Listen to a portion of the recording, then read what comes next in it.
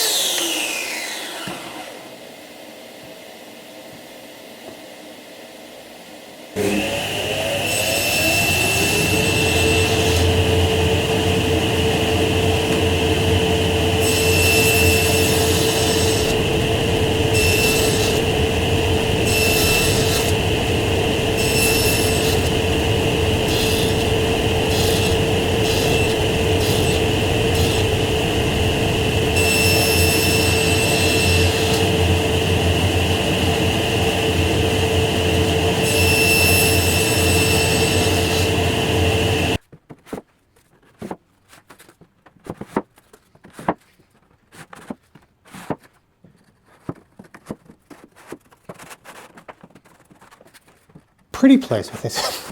Very pleased with this, I don't know why the hesitation. As you can see, I can fit a lot of stuff in it, from some brass rods that are relatively short, all the way up to 1.2 metre dowels.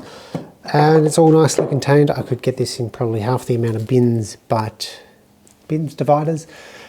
But because I've got so many available to me, I don't have to be conservative with it. The only problem is these shorter lengths.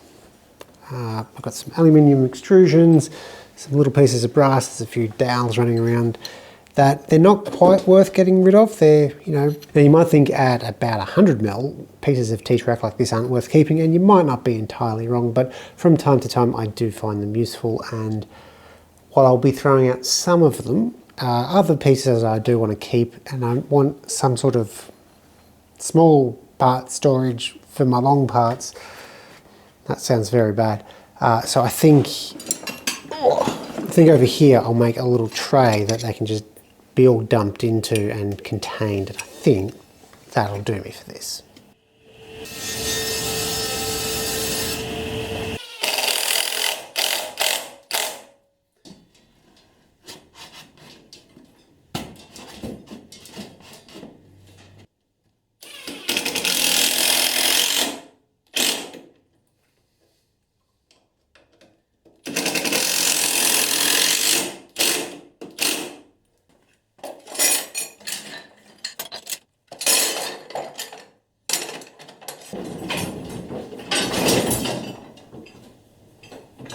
Now, is this perfect? Absolutely not. It's a little out of square, it's a little janky, but it does the job.